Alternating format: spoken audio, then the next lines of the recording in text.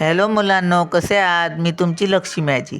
तर आज आपण भगवद्गीता अर्जुन विषाद योग अध्याय 1 अर्जुन विषाद योग यामधले श्लोक 37 आणि 38 वाचणार आहोत. 36पर्यंत आपले झालेले आहेत. तर मी श्लोक वाचते, नंतर त्याचे मराठीमधून अर्थ सांगते, जे आहे ते वाचून दाखवते, आणि नंतर श्लोकाचा पूर्ण अर्थ, नंतर तात्पर्य. हां, चला मग सुरू करूया. अक्षर दिसत नसेल व्यवस्थित, पण मी बोलते तिथे लक्ष ठेवा. संस्कृतमध्ये आहे, मला पण ते लावूनच वाचावं लागतं. यद्यप्येते न पश्यन्ति लोभोपहत चेत साहा कुलक्षय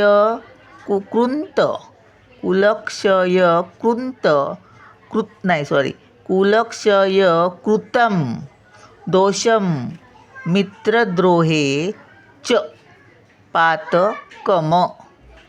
पातकम् कथं न नेयमस्माभिः पापादस्मान्निवर्तितुं कुलक्षय कृतं दोषं प्रपच्छ भीर. बघा, भ आहे थोडासा अर्धा जोडलेला आणि दचा उच्चार येतो. मग प्रपच्छ भी काहीतरी उच्चार येतो. भ आणि दचा उच्चार कसा येतो? प्रपच्छद्भिर्जनार्दन. तर आता आपण शब्दांचे अर्थ बघूया. यदि म्हणजे जर, अपि म्हणजे सुद्धा, अते म्हणजे हे लोक, न म्हणजे नाही, पच्छन्ति म्हणजे पाहतात, लोभ म्हणजे लोभाने, उपहत म्हणजे व्याप्त झालेले, चेतसहा म्हणजे त्यांचे हृदय, कुलक्षय कुळाच्या नाशाने, कृतं म्हणजे होणारा, कृतं म्हणजे होणारा, दोषम म्हणजे दोष, मित्रद्रोहे म्हणजे मित्रांशी भांडण करून, च म्हणजे सुद्धा, पातकम म्हणजे पाप कर्म,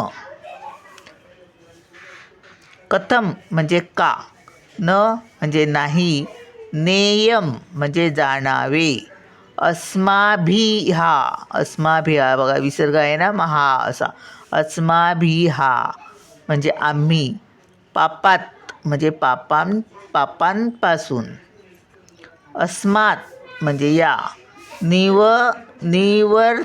निवर्तितुम रफार आहे तीवर, निवर्तितुम म्हणजे थांबविण्यासाठी, कुलक्षय म्हणजे कुळाचा नाश, कृतम म्हणजे झाल्याने, दोषम म्हणजे अपराध,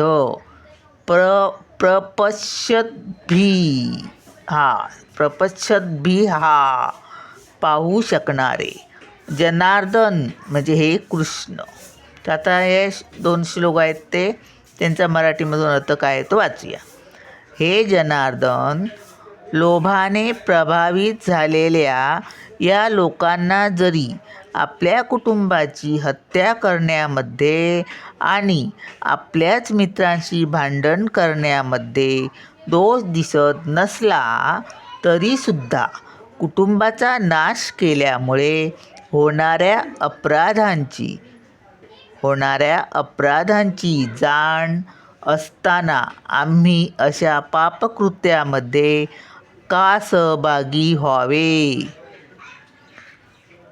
हे जनार्दन म्हणजे अर्जुन श्रीकृष्णांना म्हणतो, लोभाने प्रभावित असलेल्या या लोकांना जरी कुटुंबाची हत्या करण्याचे काही म्हणजे भांडण वगैरे करण्याचे त्याच्यात दोष दिसत नसला, तरी आपल्याला माहिती आहे की काय होणार ते. कुटुंबाचा नाश केल्यामुळे जे काही परिणाम होणार, तर होणाऱ्या अपराधांची जाण असताना आम्ही अशा पापकृत्यामध्ये का सहभागी व्हावे, असा अर्जुन श्रीकृष्णाला विचारतो. आता तात्पर्य आपण बघूया काय आहे ते. तात्पर्य: एखाद्या क्षत्रियाला विरुद्ध पक्षाने युद्धासाठी किंवा द्यूत क्रीडेसाठी निमंत्रित केले तर त्याने ते नाकारणे योग्य नसते. अशा बंधनामुळे अर्जुन युद्ध करण्यास नकार देऊ शकला नाही, कारण दुर्योधनाच्या पक्षाने त्याला युद्ध करण्यासाठी आव्हान दिले होते. या संदर्भात अर्जुनाने विचार केला की अशा आव्हानाच्या परिणामाचे विरुद्ध पक्षाला अज्ञान असावे, परंतु त्याचे दुष्परिणाम आपल्याला स्पष्ट दिसू शकतात. म्हणूनच ते आव्हान तो स्वीकारू शकत नव्हता. बंधनाचा परिणाम जेव्हा